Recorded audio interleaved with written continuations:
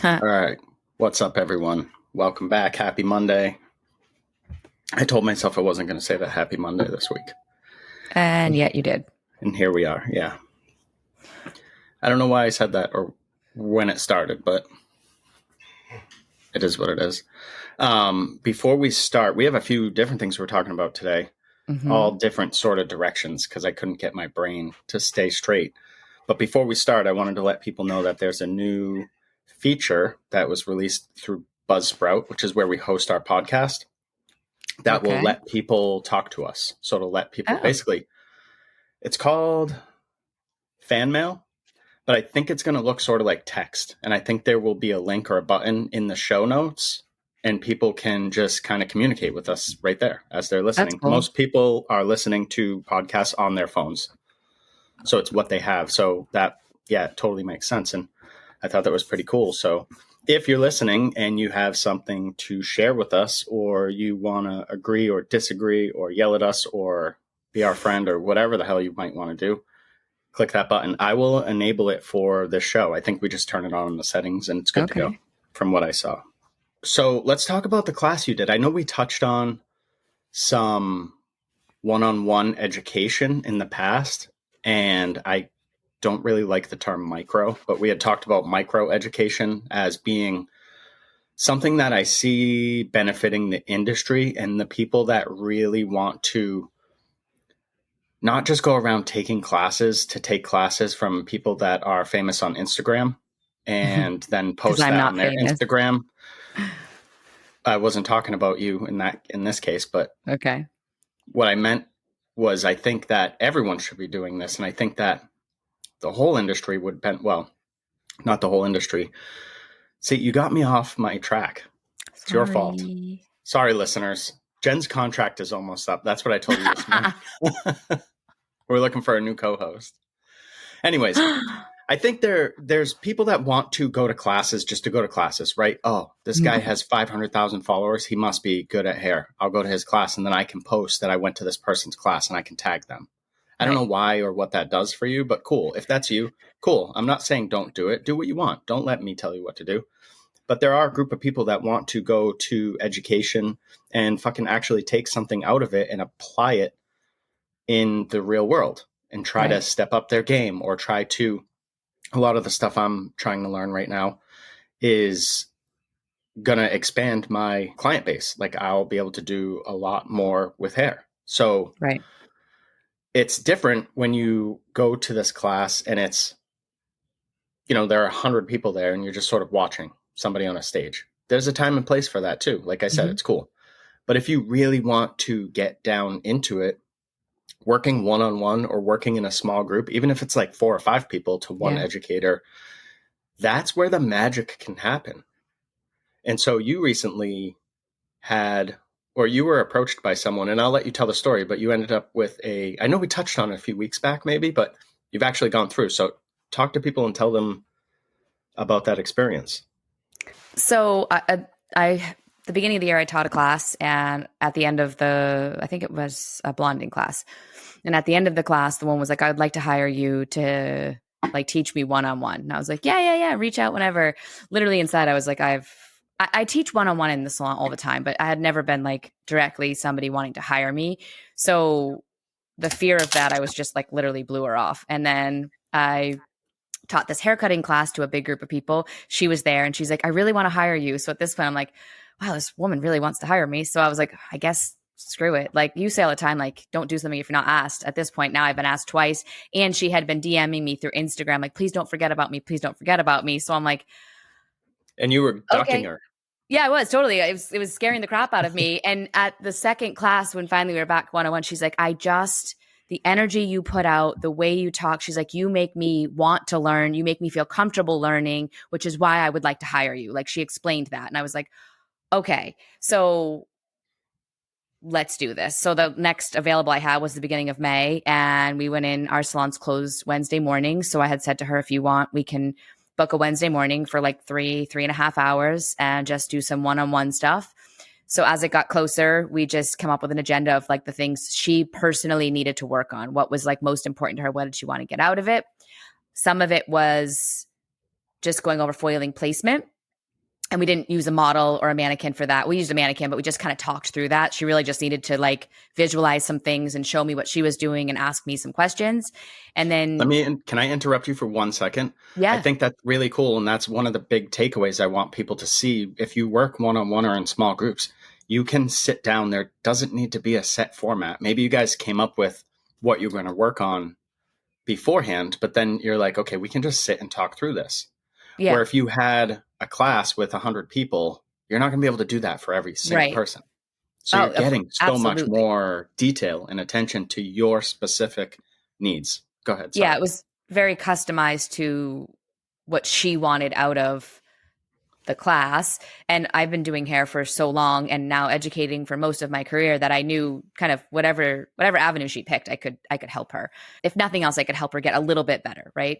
So then we got it. Haircutting was a big thing for her. Where does she stand? How does she hold things? She pretty much is like, I just wing it. And lucky for her, a lot of the stuff she just wings. She has some pretty good habits. So we were able to get through, I think, two different haircuts on the mannequin, and then we did a live model. So she brought someone to film so she could take all this content back, and then we did a haircut on the person she had brought to record to do a live haircut in person and really get the feel of a consultation. We went through a shampoo and then did this haircut together. So we went through, let's say, I think a total of 3 haircuts, and then a portion of foiling placement, when to low light, when to do certain things like that. Someone out there was like, wait, she brought someone to film? What if she shows somebody else? How do you feel about that? Totally cool. Don't care. Yeah, man. And she paid for this class, right? Yeah. Yep. We set up a fee in the beginning of what I told her my rate. She was like totally cool. And that was it. And then Awesome. it was And just bring a mannequin and like I said, I did ask her ahead of time. So I had a little bit of an idea of what she was looking for. So I could feel like I was prepped for her. your rate is much higher than a class would be, right? Correct. We don't need the amount here because it's always Yeah. going to be different based on Yeah. what people need. But I just wanted to point that out too. But do you feel like, or did she express that she got the value out of that time with you? Absolutely. Like even That's awesome. so she hired me for technical advice, right? But came out of it was, wow, I love your combs. Oh, she even said she has like, I think 20 pairs of scissors. And she's like, honestly, Jen, I just buy a new pair of scissors whenever I think I need to get better at haircutting, thinking the scissors going to make me better, not realizing I just needed to hire you to get better. And these scissors, I don't need to have 20 of them. So she was able to use, because I took out all of my tools. So I'm like, use some of my stuff and see. And she's like, wow, I need brushes like these. I need combs like this. I could use a scissor like this, whatever it was, even like the working flow. And she was like, this is really amazing. So she also got extra out of it that obviously she wasn't anticipating. And then the video footage that day, she was like, I'm going to cancel the rest of my day. I want to go home and practice everything you just showed me. So worth it in the sense of she didn't even take clients that afternoon because she was like, I want to really get this like instilled in my brain. Yeah, I would advise people if they set up a one-on-one class with somebody, don't try to go work after. Yeah, your brain's going You to be fried. think it sounds cool now, but you get so much more into it and so much more detail that your brain is just full after, Yeah. and you probably will need a nap. So Yeah, it was cool. She left and she works in an environment right now where she feels it's a culture that just they don't support each other. That's just the stylist world she lives in, unfortunately. And when she left, she's like, I feel like I personally feel like a confident hairstylist. Like I feel like put out even just better work and be really proud of it. So I had a blast. It was really fun. And it was very cool to see somebody grow in a few hours so much and then like feel passionate and more inspired to go do hair. And she was already doing great hair, but somehow us working together was like the cosign of like, wow, I'm a stylist. I do great hair. It was very cool. And actually at the end, some of our staff started coming in because we ran a little over, whatever. And they were like, what are you doing? And they were like, that was really cool. And they were talking to her and she just, the whole feeling, she just felt, she was like, I want to work here. Like, it was just really cool. message me. So we ran a class then, a group class for our team on Monday. Yeah. What were your takeaways from that? Oh. I have some takeaways too, but So in how it relates to business and overall with our staff. That's kind of where I was thinking, not the exact takeaways, like cut the hair this way. But no. I get you. So okay. I think we recently hired an esthetician that came in and we use Slack to communicate. And she reached out like maybe a few weeks ago and she was like, "Are we like an education salon here?" And I was like, "I mean, we do education." She's like, "I have never seen a salon do as much education as you guys do in here." And of course, I'm sure this makes you proud. It makes me proud because one of our core values is education. And we truly have education going all the time, if not daily, weekly. And I'd say it's most often daily. And then we carve out times where we host classes, like close down the salon to really have it. And I think a business takeaway as an owner, it's so easy to get wrapped up in your staff that you're trying to create a date for a class and get everyone to go. And if you're as big as we are, even if you're not that, even if you have a few people, not everybody can always attend, and you need to get over that. In today's world, the way we do it is we book the class for the schedule that we see. You know, we don't have to move clients around because we're open 7 days a week. And then on top of that, can Todd and I get there and can we get a sitter?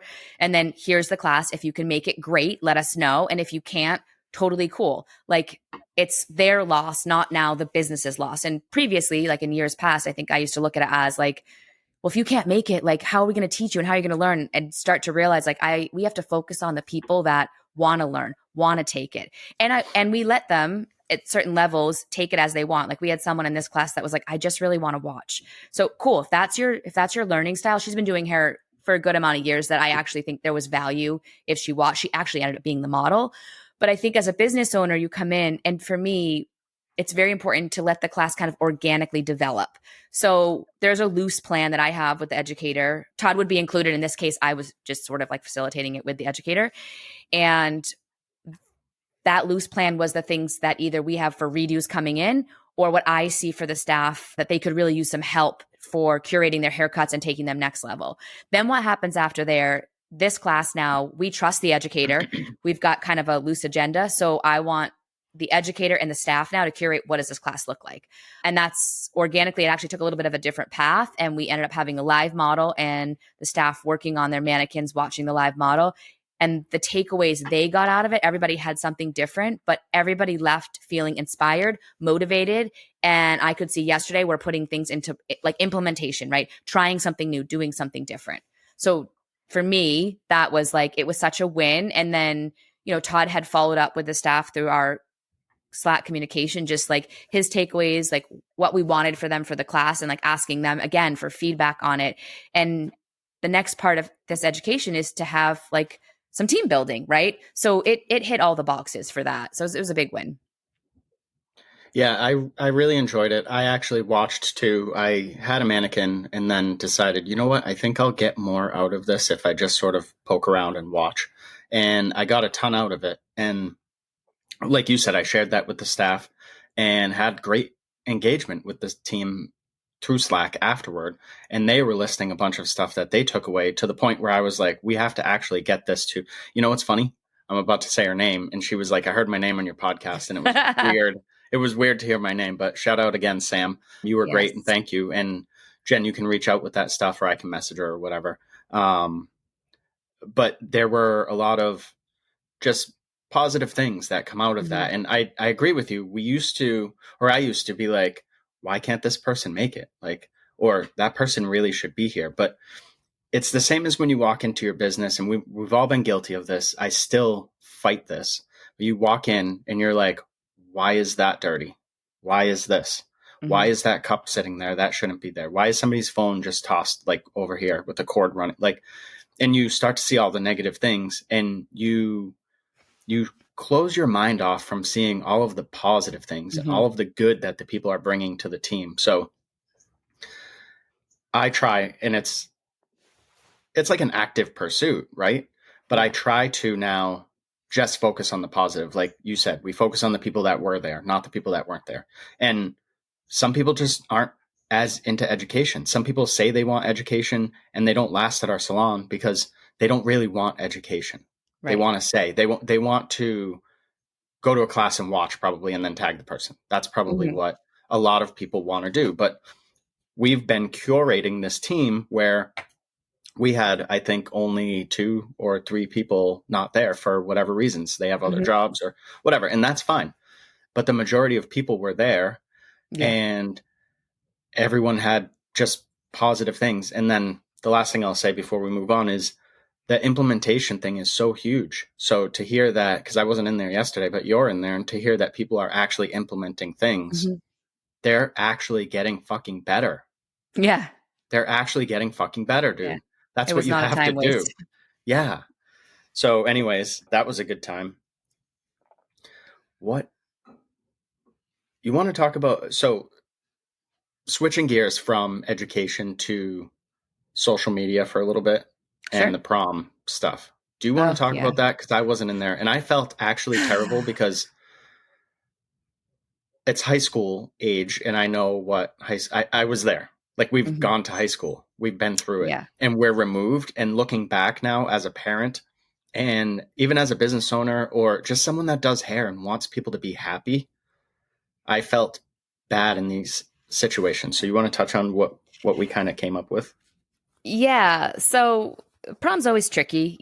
Sometimes it can be the moms that are the problem. Sometimes it's the people going to the prom that, you know, just can't speak up. But what we really saw with this last group of people that came in for prom is the influence of social media and them coming in with pictures of trying to look like somebody from Met Gala or somebody that is an influencer and it looks nothing like them. And they have this hair and makeup picture and it's so far from their normal life. Like they're maybe like a sweatpants, sweatshirt girl with their Crocs, right? And they're coming in with this like over the top glam look.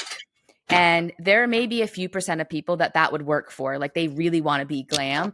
But what we're seeing is they've got this inspo and it's so far removed from them that we had one at the end of the day last weekend and she looked gorgeous. If she would have allowed us to share the pictures, which she had asked not to after, if I could show you that with what I'm saying, you'd be like, oh my God, that was amazing. And if I could show you her inspo picture with that, it was spot on for hair and makeup with exactly what she asked for. But in reality, when she got home, it's so far from who she is as a human that she felt, I'll say ugly would be the word. And so we get a call from the mother, and she's like, my daughter's upstairs, hysterically crying, taking off her makeup, taking down her hair. So we're close. And so I'm like, go ask your daughter if she'll come back in. She's like, what time are you open till? I'm like, well, we're closing now, but there's still 4 of us here cleaning up and we will all stay to make sure we can get her hair and makeup where she wants it so she can make it to prom on time. She's like, knowing my daughter, she's going to say no. I'm like, totally get it. Just call me back. So she calls me back and she's just like, not going to happen. Her biggest thing is please don't post the pictures because whatever. Well, I'm like, you can, sure, done. And I actually, as a mom myself, I said to her, to the mother, I'm like, I'm so sorry. We try so hard. And I know the people that worked on her asked her numerous times throughout the process of the hair and the makeup, like, do you feel it? Do you want to change anything? I wish she would have spoke up because we want them to leave happy. Never do we want someone that's crying when they get home. But in the reality is, she wanted to try to look like someone else and that was achieved, but then in reality was like, this isn't me, but wasn't able to say that in the salon. And I truly, when I got off the phone with the mom, I was like, I'm so sorry for you because now you have to go deal with your teenage daughter and get her ready for the prom, which somebody does follow her on a page and she went and she looked great and she seemed like she had a good time. But it just is unfortunate for that experience. And it happens every prom season. There's some sort of experience, but we learned for the next 2 proms coming up, we're going to talk to them when they come in for makeup and hair. Like, what does your regular life look like? And now we're going to speak to them kind of like like just in a different way to bring them into reality and try to make sure what they're asking for is what they want. And also like talk through that in a different way and just consult differently because we learned. Sure. Yeah, you never want somebody to be upset. I think that age group is just it's difficult to speak Yeah. up. Even our son who is 11, so he's Yeah. 5th grade going into 6th grade, and it's difficult for him to speak up. Yeah. Even in like comfortable situations where like what's going on? Why are you upset? And he won't speak up. Nope. But I do think it's on us as the professional. Everyone wants to talk about how professional the industry is. So if you're listening, if you're coming out of school and you're like, I want to do all these glam looks and things, once again, I'm going to say this, it's not about you. It's about that person that's sitting in your chair. And you've got to be able to do what's best by them. Now, if the person is requesting that, that is what it is, right? Mm-hmm. So that's what you have to go on. But as a professional, I do think that we do hold it's a lot of dues. I think that we hold a lot of the accountability, or at least some of the accountability, because Mhm. we know, I don't know, if you had a haircut that you were like, this is just not going to work on this person, would you do it or would you not?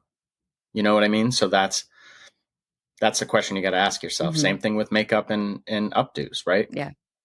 And our takeaway was we're just going to consult differently for the next proms and have a Yeah. different approach. We kind of troubleshooted through it yesterday too, because we were all back in the salon, kind of just how to make sure we can avoid that, or at least we're putting our best foot forward and kind of consult in today's world with social media and some different things that will change this weekend coming up with the next prom coming in. So now I want to touch on a different type of client. I want to touch on the jerk clients, because you're going to have jerks that Because come in they're your there. business. Yes. Jerks exist in the real world, right? I drive to the Yep. grocery store. Somebody's going to try to cut you in line. Somebody's going to try to cut you at the light. Somebody's always trying to be a jerk, right? They're far more important than you. And that's how they view the world. And that's cool, but not here. Mm-hmm. So we don't take that stuff. And I kind of wanted to just touch on this because I want to give people permission to not service every client. And Yes. not from an authority standpoint, permission, but just sometimes you need to hear someone else be like, you don't have to take that shit. Yeah. You know? So I posted something on my stories last night that was like, sometimes clients are just dicks that have to be checked and called out, and there's no repercussion. I think a lot of that goes to social media because you can just go on there and type whatever, and it's not acceptable. So sometimes you have to kick people out, and we had to kick two people out of our business last week or this week, or I don't even know when it was. It was last week. As they're threatening to leave bad reviews. So I think as a business owner, you're like, oh, don't leave a bad review, but who cares? Yeah, we'll get there. So basically what happened was this person walked through the door. They had been in maybe a week before, 2 weeks before. You don't remember? You were the one that told me about it. I wasn't there. Oh, for even okay. when the client was there before. So maybe it was 2 weeks. I don't know. So anyways, they had some work done, came back through the salon to, I guess, fix something, but it was something that we hadn't done.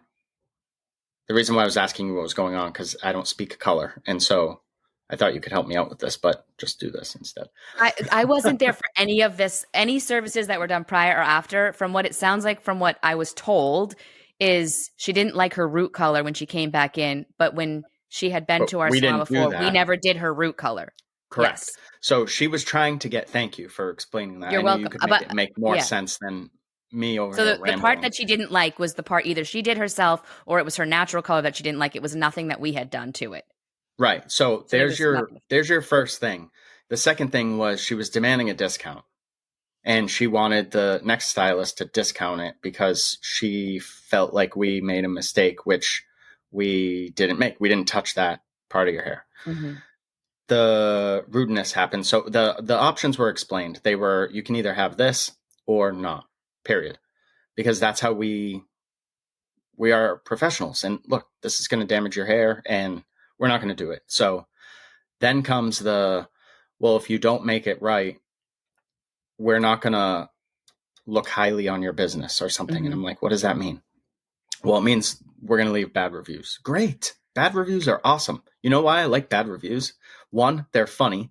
Two, it comes across like it's generally someone that didn't get their way and they're just mad they didn't get their way. They're not even mad at what happened. They're mad they didn't get their way. They told you to do something and you said no. And people cannot fucking handle that. Mm-hmm.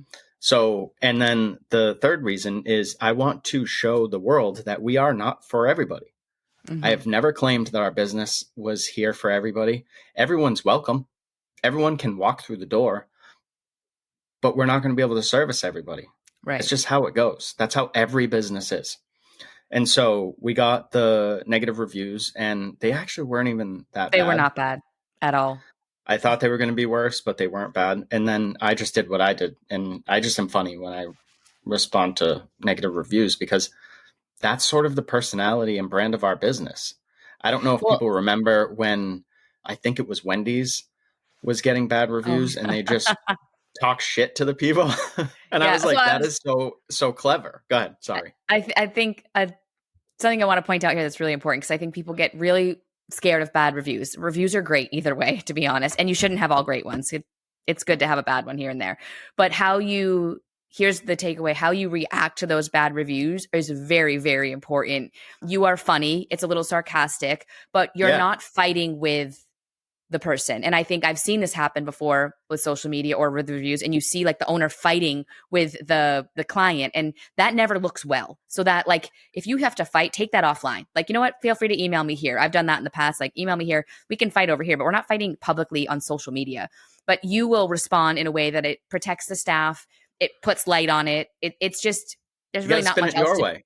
yeah, it's not much else to do. And it's great. But I think as an owner, you do still have to respond to these, but be careful to not be responding in a way that you're being emotional, because that is just, there's no place for that. Like, just say something, get it over with. And then as people look at your business and look at your reviews, they're going to look at the bad reviews, and then they're going to look at your response to it. So it really does help those bad reviews not be so bad. And it gives Yeah, and it gives someone what you're doing in your business. Like, you're funny. So they realize that our business, we have an owner that's a little bit sarcastic and funny. yeah, and it spins it in a way. Yeah. Like, a lot of times with reviews, people are claiming things that aren't true. Like, we had one woman that went off. She wrote this like whole monologue, and so I went through and bulleted out and responded to everything in a funny sort of, I think it's funny way. And I got messages from like even the staff were like, I have my father read this and he's never laughed so hard. And it's just, that's who we are. We joke Yeah. around a lot. We do hair and we have fun. And look, if you're not happy with something, or you're mad because I didn't give you your way or whatever, sorry, but Yeah.